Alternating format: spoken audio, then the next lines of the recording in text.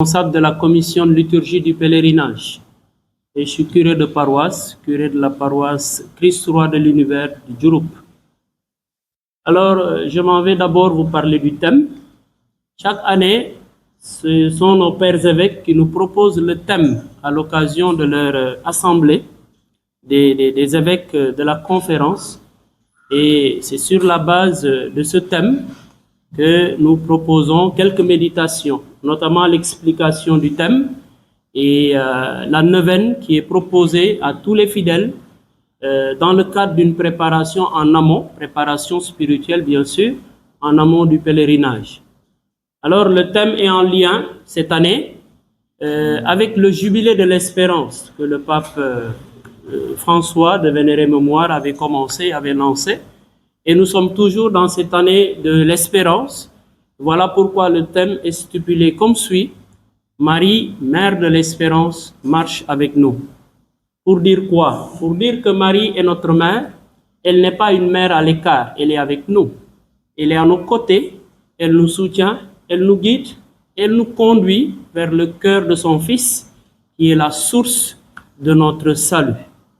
Voilà pourquoi, dans l'explication du thème, vous le verrez, en tout cas dans le livret du pèlerin qui est proposé, c'est bien expliqué. C'est pour dire que Marie marche avec nous. Elle soutient nos difficultés. Et dans nos moments d'épreuve, elle est encore là. Et c'est elle qui nous conduit vers son Fils, Jésus-Christ, notre Sauveur. Voilà pourquoi Marie est au cœur de cet événement.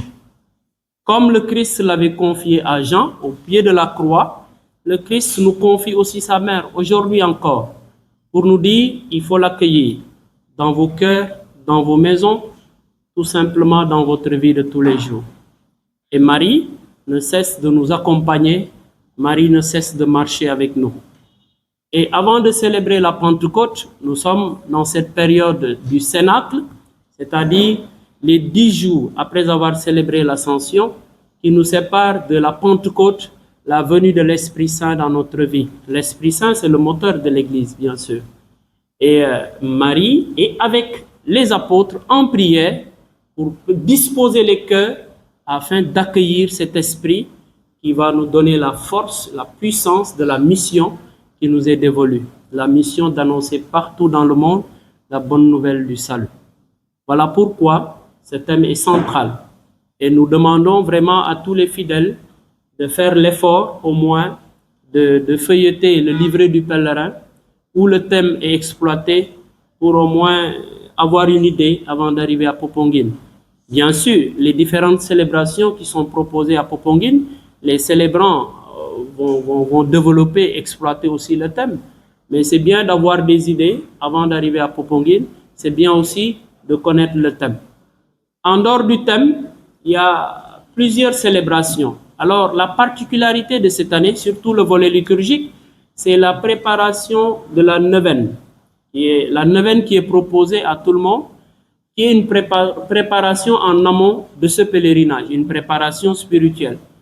Je disais, la particularité cette année, c'est que cette neuvaine est proposée vraiment à tous les fidèles parce que nous avons ciblé des paroisses et nous avons ciblé des communautés pour donner l'occasion à tous les fidèles de vivre la neuvaine en direct.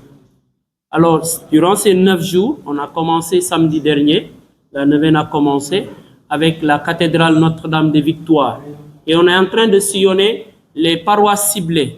Aujourd'hui, normalement, à 18h, à l'heure où nous vous parlons, les quelques journalistes sont à Pékin, la paroisse Notre-Dame de la Paix, c'est comme ça, non? De Pékin, où voilà, on est en train de... Notre-Dame du Cap-Vert plutôt, on est en train de vivre la neuvaine. Voilà un peu la préparation en amont avec les messes qui vont être célébrées par les aumôniers, messes qu'on appelle les messes d'envoi dans les différentes paroisses de l'archidiocèse. Et sur place, on aura beaucoup de célébrations. Beaucoup de célébrations. Pour cette année, on aura 7 célébrations eucharistiques.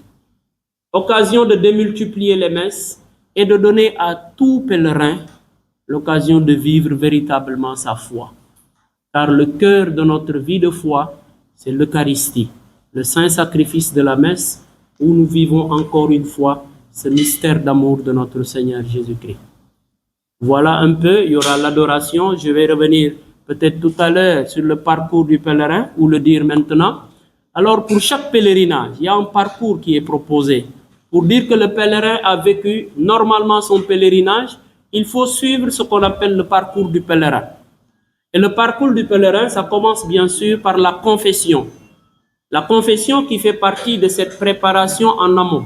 Parce que il faut vivre ce cœur à cœur dans un esprit de miséricorde. Nous nous rendons compte que nous sommes de pauvres pécheurs. Nous avons besoin d'être renforcés. Nous avons besoin d'être pardonnés. Et il faut que chaque pèlerin se prépare spirituellement, notamment par une confession.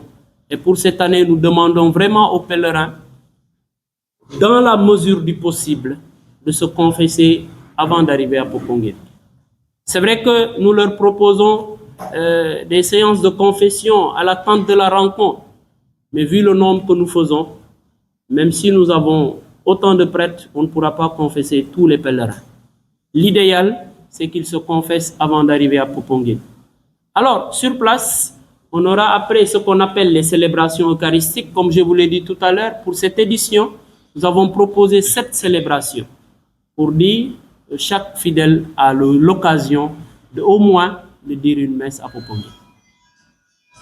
L'autre chose qui fait partie du parcours du pèlerin, c'est l'adoration du Saint-Sacrement.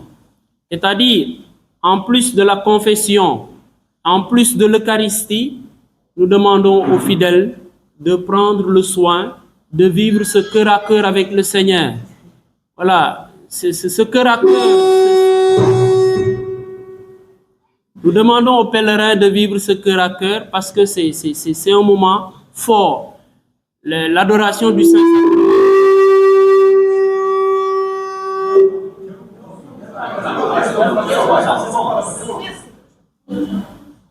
Alors, l'adoration du Saint-Sacrement, c'est cette prière silencieuse où l'on dit à Dieu tout notre être et on se laisse regarder par Dieu. C'est d'ailleurs le Saint Curé d'Ars qui disait, devant le Saint-Sacrement, on n'a pas besoin de parler. On le regarde et on se laisse regarder. Autrement dit, on pose notre regard de pécheur devant le Seigneur et on se laisse pénétrer par le regard aimant de Dieu qui nous purifie et qui nous relève. Voilà, et ce temps est important. Voilà pourquoi on ne peut pas se dire qu'on veut vivre un temps de pèlerinage sans aussi fréquenter la tente de la rencontre. Ça fait partie du parcours du pèlerin. Alors, après la confession, l'Eucharistie, l'adoration du Saint-Sacrement, il y a la récitation du chapelet. On ne peut pas aller jusqu'à Poponguine et ne pas aller voir notre mère et ne pas saluer notre mère. Même si elle est toujours à nos côtés, même si elle marche avec nous, c'est elle qui nous accueille aussi à Poponguine. Alors, c'est l'occasion d'aller dire à Marie notre reconnaissance parce que c'est une mère aimante, une mère qui n'abandonne jamais ses enfants et au contraire, une mère qui ne cesse de soutenir ses enfants. Après la récitation du chapelet, 5e point du parcours du pèlerin, c'est les rencontres fraternelles. Évidemment, je suis à Poponguine, je suis resté longtemps, je n'ai pas vu un de mes amis du sud, de la Casamance ou bien de Saint-Louis. C'est des moments, c'est l'occasion de vivre ces moments fraternels, ces moments vraiment intenses de fraternité, de communion. D'autant plus que nous sommes non seulement dans l'année de l'espérance, mais aussi dans le jubilé et dans vivant aussi l'espérance, il faut aussi vivre la synodalité. Autrement dit, cette communion, faire route ensemble. Voilà pourquoi ces 5 points sont vraiment proposés à tous les pèlerins. La confession, l'Eucharistie, l'adoration du Saint-Sacrement, la récitation du chapelet et les rencontres fraternelles. Voilà d'une manière vraiment ramassée ce que je pouvais dire par rapport à ce parcours du pèlerin. Maintenant, pour les célébrations, comme je vous l'ai dit, nous aurons la première Eucharistie le samedi à 18h. C'est comme je l'ai dit à une des émissions, c'est la messe qui donne le ton. Dès le samedi à 18h, nous aurons la messe d'ouverture à la tente de la rencontre. Et juste après cette messe, le Saint-Sacrement est exposé à cette tente en permanence, jusqu'au lundi soir où le Saint-Sacrement vraiment sera reposé. Après, bien sûr, les vêpres et la bénédiction solennelle. Et en même temps, les confessions sont proposées à cette tente de la rencontre. Après le samedi, le dimanche, on aura la messe vraiment de la Pentecôte à 10 heures. Cette messe du samedi à 18 heures, c'est une messe de la Pentecôte, une messe anticipée. Mais aussi le dimanche, on aura une messe à 10 heures qui sera présidée par le vicaire général de l'archidiocèse de Dakar en la personne de l'abbé Gérard-Marie Diène. Mais avant cette messe, il y a un chapelet qui est proposé à 9 heures et qui sera animé par les sœurs de Saint-Charles de Nancy.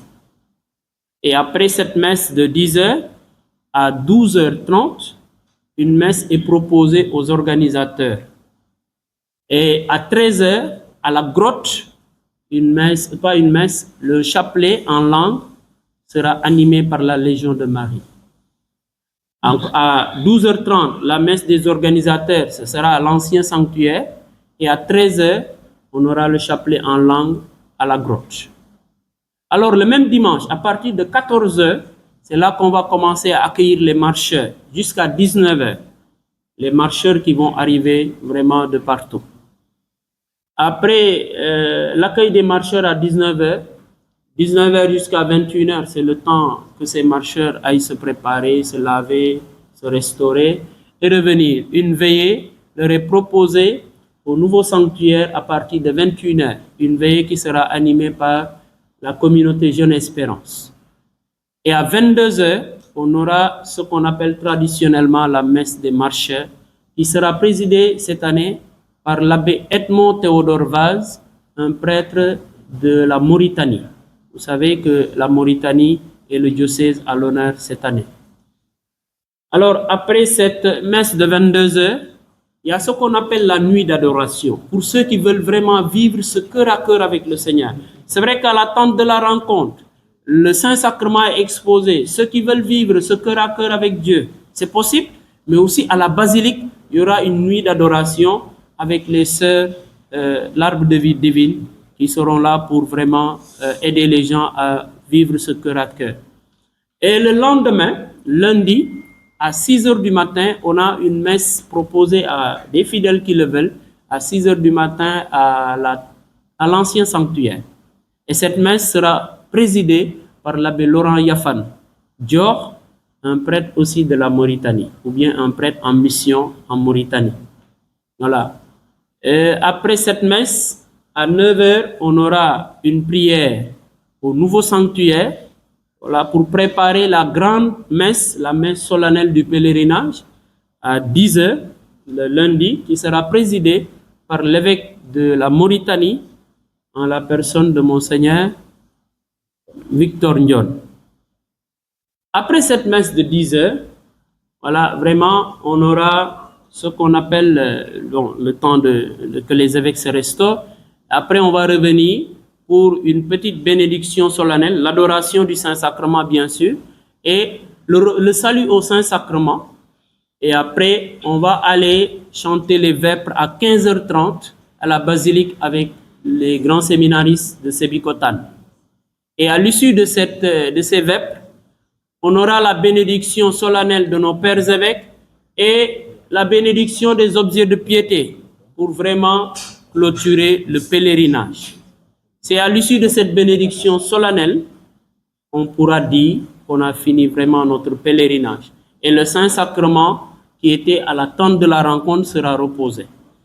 Mais les délégations étrangères ne pouvant pas rentrer parce qu'ils nous viennent de loin, ou elles nous viennent de loin plutôt, on leur propose une messe le lendemain, c'est-à-dire le mardi, à 7h du matin à la basilique. Voilà, c'est la dernière messe pour les derniers pèlerins. Parce que voilà, les gens de la Gambie, de la Mauritanie et même du Mali seront là. Comme ils ne pourront pas rentrer le même lundi, ils vont rester à Popenguine. Avant de prendre la route, on leur propose chaque année une messe le matin du mardi avant leur départ. Voilà d'une manière ramassée le programme voilà, proposé, surtout par la commission de liturgie. Maintenant, s'il y a des questions concernant ce volet, je pourrais peut-être revenir sur des... di rafetlu kii bi te aussi di wane aussi suñu engagement ci pèlerinage bi comme ni ñu ko daan defee rek année bu jot ni ñu ko daan defee bi yoon aussi ñu di ko defaat noonu ndax bi yoon contexte bu spécial la ndax dafa coïncider tabaski te tabaski aussi tamit ci bari ñoo xamante ni suñu gars yoo xam dañuy dem seen dëkk dem julli ji te buñ julli jee dañuy am ay événements yu ñuy passé foofu cette fois-ci moo tax ñu jël bal bi au rebond jëm koo jël engagement boo xamante ni dañ koy teel a def cette année ci dañu ni bu njëkk vendredi soir lañ doon def mais cette année ci dañu ni dimanche matin la ñuy dem 10 heures pile nañu fekk nombre bi au maximum ñëpp nañ rassembler de midi incha allah dinañu fekk foofu donc ren ñu xam ñu wax ñi nga xamante ñoo yor seen i oto ñëpp ñi nga xam ñoo yor seen i oto ñu jëm leen a dénk cinq principaux saytu yi ñu war a saytu seen oto rek bala ngaa génn sa kër dans un premier temps li ñu leen di wax ñun en tant que mécanicien mooy que ne benn ñu xool seen niveau huile seen niveau ndox li nga xam ne lu nécessaire la ci oto xool sa niveau huile xool sa niveau oto xool sa pneu xool sa lumière xool say frein d'abord bala ngaa dem boo xësee ba départ nag bay ñëw moom foo mën a nekk ci territoire bi nga xamante ni moo couvrir Popenguine ak environnement diggante Dakar ba Mbour ba Thiès ba environnement boobu yëpp def nañ fa 4 bases yoo xamante ni ñun ñu ngi fay nekk benn bi mi ngi nekk en fait comme ni nga ko waxee nii ñun ñëpp dañ fa dajaloo comme Revas ni nga ko daan defee ci benn bi mi ngi nekk village des marcheurs mooy à l'entrée boo dee dugg benn mi ngi nekk sortie 13 bi mooy boo génnee autoroute à péage bi rek benn bi ngi nekk ci croisement comme ancien route bu njëkk bi gars yi doon jaar route nationale bi benn mi ngi foofu ci poste courant bi ci des dañuy wax waa Thiès ñoom ñu ànd ak les marcheurs comme ça ñoom ñu mën a ànd ak ñoom dugg seen doo parce que am na ci oto yoo xamante ni foofu dañuy estagné ci carrière bi genre ak yu demee noonu donc moom la ñu wax ni 4 checkpoint yooyu la ñu defar comme ça ñu jéem a wax daal borom oto yi ñu jéem a daw ndànk dal ndànk aussi surtout les motocyclistes comme ni ñu ko gars yi waxee les Jakarta c'est-à-dire ñëpp mënuñu leen a contrôler à 100% mais dañu bëgg képp koo xamante ne yaa ngi ñëw si mariage pèlerinage bi rek nga munir d'un casque ak sa dàll de sécurité parce que ñaar yooyu dafa am solo trop ci nit defuñu ko pour que nit ñi di leen ci xool mais dañ koy def pour ñoom parce que nit buy dawal moto war nga mën a sol lu mu bon casque wala nga yor say gants wala nga dal sa dàll de sécurité pour que nga mën a dem def sa pèlerinage ci jàmm ak salaam parce que da nga fay wuti yàlla te yàlla mën na la fa fekk ak xéewal goo xamante ni vraiment kenn ku ci nekk la nga ci doon ndox dinga kii di gërëm nag particulièrement waa comité d'organisation bi commençant ko ci bopp bi ba ci suuf bi ñëpp rek di leen ñaan yàlla ñu daw ndànk dal ndànk parce que mënuñu bañ accident mais dañu bëgg accident boo xamante ni 0 mortel lañ bëgg mën na nekk nag accident dégâts matériel lu mënta ñàkk la parce que mu oto ñu ànd wala pas mais dégâts moom ni ñu ko defee woon daaw lañ bëggaat 0 mortel te nañu koy ñaan yàlla suñu borom moom ñu ko man mu defal ko ñëpp jërëjëf. Répondre à la question de monsieur Urbain concernant les enfants de moins de 14 ans, il est déconseillé. Et comme on le dit encore, c'est des enfants. Et avant tout, nous avons aussi les droits des enfants qui sont là, qui ont porté quand même leur suggestion concernant l'exploitation des enfants. Ce n'est pas une exploitation, c'est une œuvre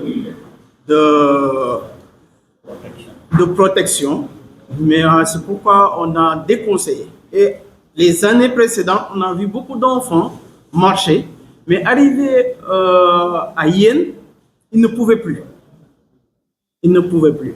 Donc, avec l'ambiance des marcheurs, de la marche, mais ils ne pouvaient pas tenir. Donc, c'est pourquoi on a commencé à déconseiller effectivement pour les enfants de moins de 14 ans. Mais sinon, pour les autres de 15 ans, au-delà, ils peuvent marcher. Et pour les mamies et papis aussi, bon, c'est la foi qui les anime et qui ont le rythme de marche. On a vu des mamies marcher de Dakar jusqu'à Popenguine, d'autres qui ont fait quand même l'œuvre de marcher et avec quelques distances, en restant leur chapelet, après ils ont pris leur véhicule pour arriver à Popenguine. Vraiment, c'était ça que je voulais apporter comme réponse. Et à côté aussi, donner quelques conseils sanitaires, parce que pour ramasser, il fait un peu tard. Donc, ce que nous conseillons en premier lieu, c'est d'opter des vêtements légers et en coton. Ça, c'est la première chose que nous rapportons comme conseil, mais aussi des chaussures aérées et légères aussi.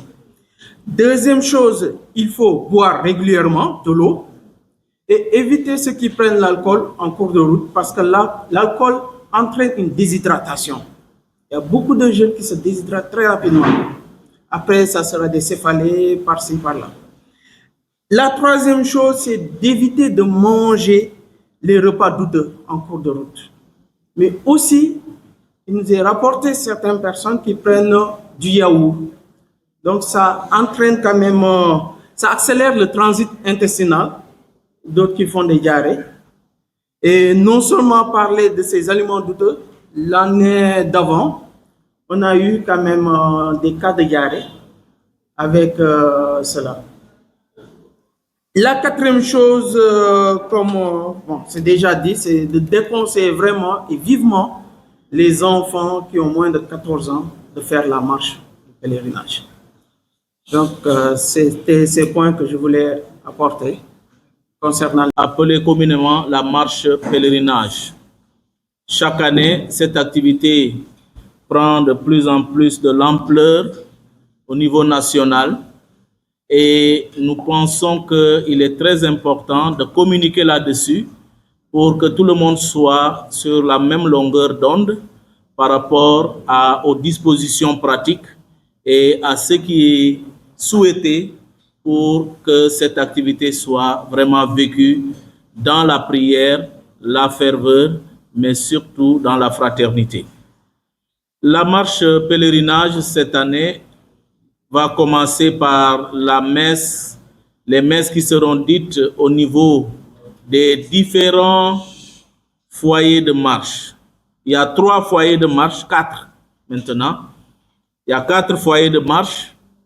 Il y a le grand foyer de marche qui est le foyer de Dakar, où les jeunes se rassemblent le samedi au Cap des Biches pour célébrer la messe de la Pentecôte, et le foyer de Thiès qui regroupe Thiès et Saint-Louis, le foyer de Mbour qui regroupe toute la zone B, c'est-à-dire des paroisses qui sont entre Popenguine jusqu'à Fatick, et qui reprend aussi le diocèse de Kolda, le diocèse de Tambacounda, sachant que le diocèse de Ziguinchor marche à partir de Dakar chaque année. Le 4e foyer, c'est avec Kaolack, qui commence sa marche à partir de Ngaring.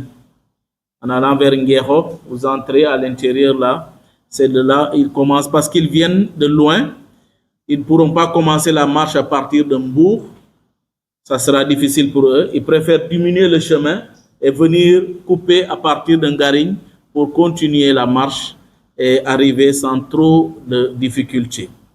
Donc ces 4 foyers de marche sont coordonnés justement par ce qu'on appelle le comité ad hoc du moins, qui est chapeauté par la centrale des œuvres. Et c'est à partir de là qu'on réfléchit avec tous les doyennés représentés et les diocèses comment organiser cette activité spirituelle. Cette année, il y a une spécificité parce que nous allons faire les 40 ans du décès de l'initiateur lui-même de la marche pèlerinage. Il s'agit du colonel Pierre Faye. Le colonel Pierre Faye, c'est lui qui a commencé pour la première fois la marche. L'histoire donne depuis les années 79, mais c'était timide. Mais la vraie marche qu'il a initiée et qui a réussi, c'était en 1981. Et lui-même, il est décédé en 1985. Cette année, ça fait 40 ans. C'est pourquoi les marcheurs du Sénégal souhaiteraient lui rendre hommage pour cette occasion. À cette occasion, sa famille est invitée pour être honorée pour ce grand homme qui a laissé quelque chose de très important pour l'Église du Sénégal et pour la nation sénégalaise tout entière. En dehors de cela, je pense que vous êtes au courant déjà depuis l'année dernière que la marche ce n'est plus organisée par SICOMAP et DOSIPEC.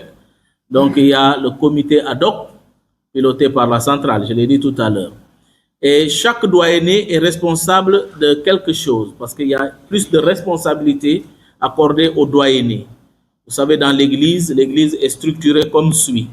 Il y a le diocèse, et dans chaque diocèse, il y a les doyennés, c'est-à-dire des circonscriptions bien déterminées qui regroupent un certain nombre d'églises. Et puis, il y a des paroisses, des CEB et puis des familles. Mais là, c'est la deuxième circonscription, c'est-à-dire le doyenné.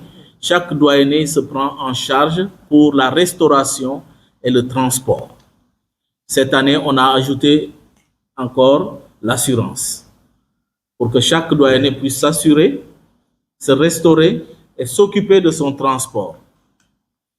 Le comité ad hoc est là pour superviser toute la marche et donner le ton à l'organisation pour que les choses ne puissent pas aller dans tous les sens.